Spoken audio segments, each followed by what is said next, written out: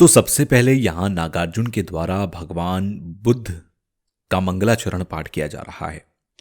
इसके बाद परम पावन जी ने यहाँ जो रचनाएं की हैं, श्री नालंदा के जो 17 पंडित हुए, उनके जो पाठ हैं, इस विषय पर पाठ किया जा रहा है। जैसे कि इसमें लिखा है कि आज के इस युग में जो विज्ञान और तकनीकी का विकास हुआ, इसके कारण लोगों के जो मन हैं, उन मनों का भटकना भी शुरू हुआ।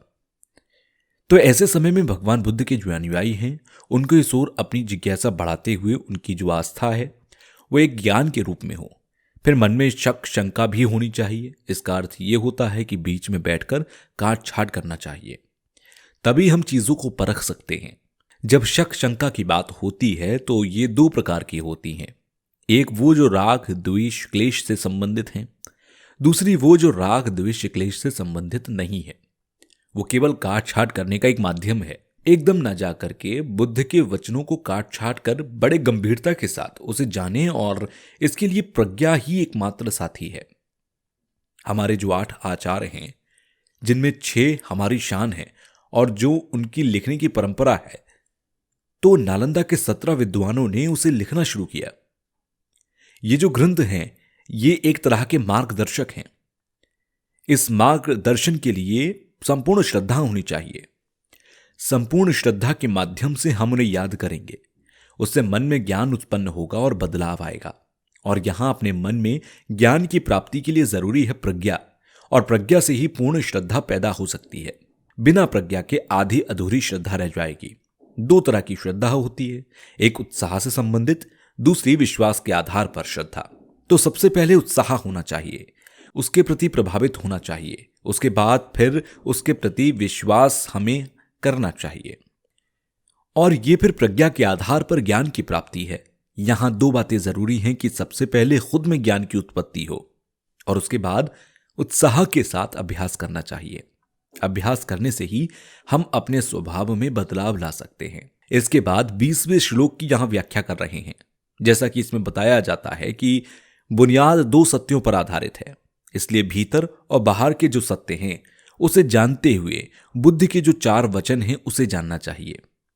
आर्य सत्य जो हैं वो संसार के मोक्ष की प्राप्ति के लिए हैं, तब जाकर विश्वास पैदा हो सकता है। उसके द्वारा ही बुद्ध धर्म के प्रति मोक्ष के लिए आधारशिला रखी जाती है। दूसरी तरफ जिस प्रकार से प्रज्ञा की बात हो रही है, तो प्रज्ञा का अर्थ है धर्मों में अंतर देखना। इसका मतलब है कि चीजों में जो सच्चाई है उसे जानने परखने के लिए, और उसे परखने के लिए जरूरी है प्रज्ञा का होना। बिना प्रज्ञा के यह संभव नहीं है। सुख की प्राप्ति और दुख से छुटकारा पाने के लिए जरूरी है कि पहले उसकी हकीकत को जाना जाए। बिना उसकी सच्चाई को जाने उससे छुटकारा संभव नहीं है। इसलिए यही वजह है कि प्रतिसंपाद और कर्म और कारणों के बारे में हमें जानना चाहिए। बिना कर्म और कारण के कुछ भी नहीं है, उसी से सभी चीजें उत्पन्न होती हैं। हम सभी दुख नहीं चाहते हैं, लेकिन इसकी बुनियाद क्या है? क्योंकि ये सब अज्ञानता के कारण हो रहा है। क्योंकि अगर अज्ञानता ना हो तो दुख के कर्म कौन करेगा? क्योंकि हम जो पाप कर्म कर रहे होते हैं वो अज्ञानता के कारण ही कर रहे होते हैं। इसलिए प्रतिसंपाद में संसार किस तरह चलता है उसके जो 12 प्रकार बताए गए, उसमें सबसे पहले अज्ञानता से शुरुआत करते हुए बताते हैं। इसलिए जब यहां अज्ञानता की बात हो रही है तो इसमें भी कई तरह की अविद्या होती हैं। उसे समझने के लिए जरूरी है कि भीतर की सच्चाई को समझें, और भीतर के सत्य को ही समझकर अज्ञानता से छुटकारा मिल सकता है, क्योंकि वही भटकाव का कारण है। भीतर की जो सच्चाई है वो केवल प्रार्थना करने से नहीं जान सकेंगे, बल्कि इसके लिए विचार करने की जरूरत है। उसको समझते हुए फिर 4 आर्य सत्यों को समझना होगा, और फिर परमार्थ सत्य को भी मोटे तौर पर समझने की जरूरत है, क्योंकि उसके बाद सबसे पहले धर्म को समझना होगा, और उसके बाद आचार्य धर्म कीर्ति के ग्रंथ को समझना जरूरी है।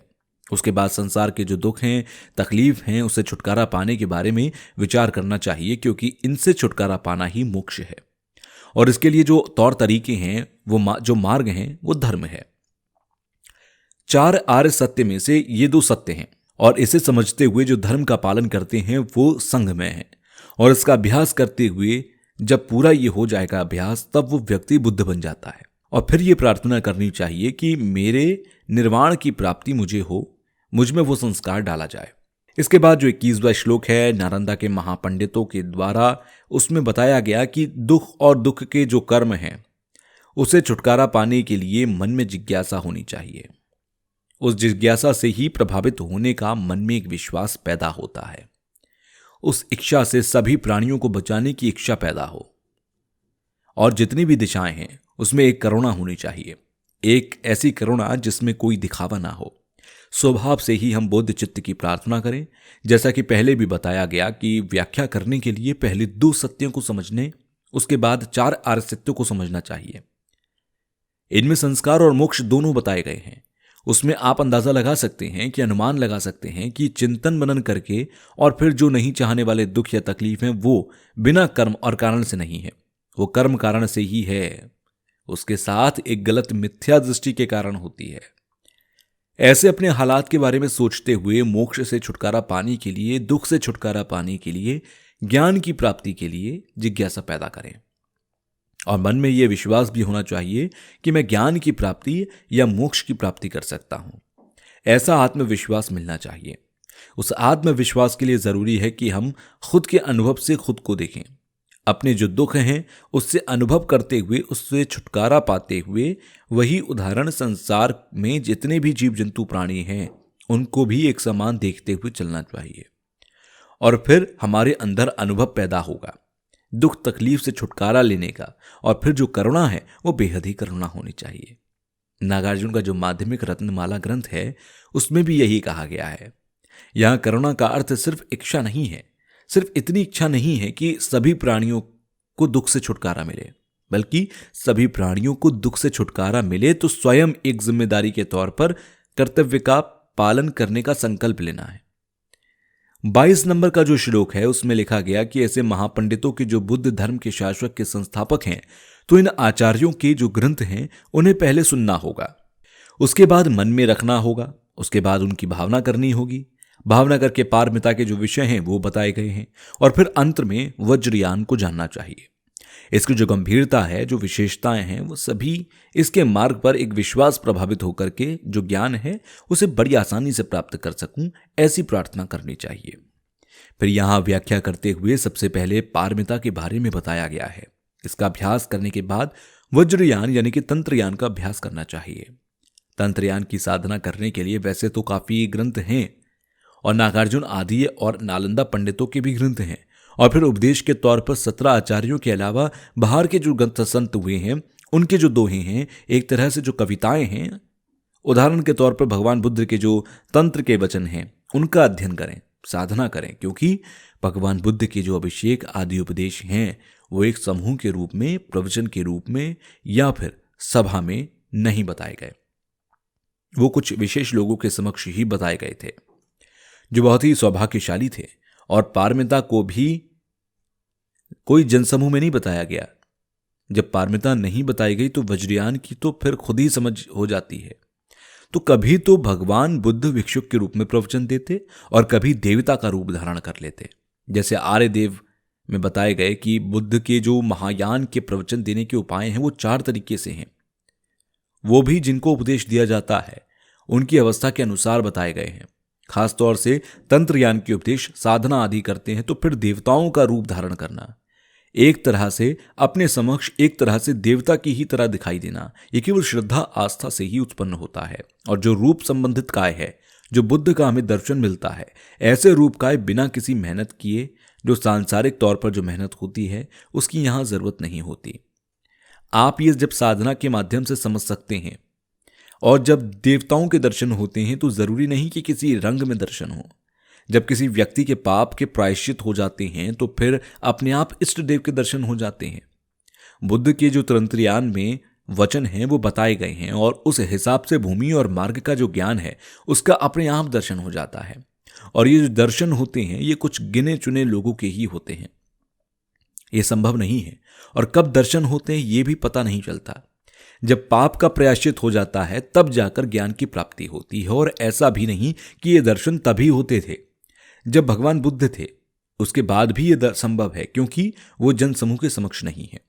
बुद्ध के जो 4 तंत्रयान की जो शाखाएं हैं उसका अध्ययन करें, और कई तरह से बुद्ध के दर्शन होना, देवताओं के दर्शन होना, कुछ लोग अपने अनुभव से भी बताते हैं, जैसे कि एक बार एक विदेशी भिक्षुणी ने बताया कि वो काट छाट मतलब शोध कर रहे थे तो थाईलैंड में एक महापुरुष भिक्षुक थे। उन्हें एक बार भगवान बुद्ध का दर्शन हुआ। उनके मध्य में महापरिनिर्वाण के बाद बुद्ध के दर्शन संभव नहीं है, ऐसा माना जाता है, लेकिन फिर भी उन्हें इस तरह से दर्शन हुए। उसी तरह उनके एक शिष्य थे, वो चीन में अवलोकितेश्वर के किसी मंदिर में गए और वहां प्रतिमा से उनकी ओर एक सफेद रोशनी निकल कर आई। तो इस तरह की चीजें भले ही सैद्धांतिक तौर पर नहीं मानते, लेकिन जब अपने समक्ष हो रही है तो उसे नकार नहीं सकते। इसलिए जहां तक तंत्रयान की बात है तो भले ही सामूहिक तौर पर इतिहास के तौर पर नहीं माना जाता, लेकिन जब विचार विमर्श किया जाता है तो किसी एक नतीजे पर पहुंचते हैं। उसे एक विश्वास के तौर पर लेना होता है, क्योंकि वो अपने तजुर्बों से बता रहे होते हैं। उदाहरण के तौर पर जितने भी संत हुए तंत्रयान में, वो स्वयं इष्ट के रूप में, इष्ट देव के रूप में निर्धारण करने के समान है। तंत्रयान की जो धार्मिक कविताएं होती हैं, उपदेश रूपी कविताएं होती हैं, उसे हम समझ सकते हैं। तंत्रयान का जो मूल विषय है वो हमारी सोच समझ के तौर पर मोटे तौर पर होती हैं, और जो होती हैं वो जो ख्याल आता है तो हमें यहाँ बारीकी से चीज़ों को समझना होगा। इसका महत्व इसलिए बढ़ जाता है क्योंकि बारीकी तौर पर देखें तो तंत्रयान की अपनी विशेषताएं हैं। जैसे कि तिब्बती परंपरा की जो 4 शाखाएं हैं, इनमें मन स्पष्ट होता है। इसी तरह से गुहा समाज की जो उदाहरण के तौर पर बताया गया, ये सब चीज़ें मूल चित्त के बारे में बताई गई। जब मूल चित्त के दर्शन होते हैं तब अपने अनुभव से ज्ञान की प्राप्ति होती है। जैसे योगी होते हैं, वो शून्यता के दर्शन का अभ्यास करने के बाद योगी बनते हैं। जैसे जब आचार्य अतिशाह जब तिब्बत में आए थे, उस समय जो तांत्रिक होते थे वो बुद्ध के शील आदि का पालन करने में दिलचस्पी नहीं दिखाते थे, या जो शील का पालन करने वाले सन्यासी होते थे वो तंत्र को महत्व नहीं देते थे। तो एक भेदभाव के तौर पर इस तरह से गलतफहमी होती थी। इसलिए आचार्यों के ग्रंथों का अध्ययन करके ही सभी अवस्थाएं बदली जा सकती हैं, एक रस वो चख सकते हैं। इसलिए जो श्रद्धा है वो ज्ञान रूपी श्रद्धा होनी चाहिए, बिना सोचे समझे नहीं, बल्कि सोच समझ कर होनी चाहिए। इसलिए इसमें बताया गया कि वज्रयान की जो जड़ है उसे समझना जरूरी है। एक बार अमेरिका में मेरा धर्म प्रवचन था, तो वहां की एक महिला कार्यकर्ता ने कहा कि तिब्बती परंपरा के जो बुद्ध धर्म है उसे नालंदा का कहना शायद उचित नहीं होगा। नीमा संप्रदाय में कुछ भी नालंदा परंपरा से संबंधित नहीं है। तो ये एक तरह की गलतफहमी है। जहां तक हम नीमा निशाखा की बात करें तो ये शुरुआत गुरु परंपरा संभाव से होती है।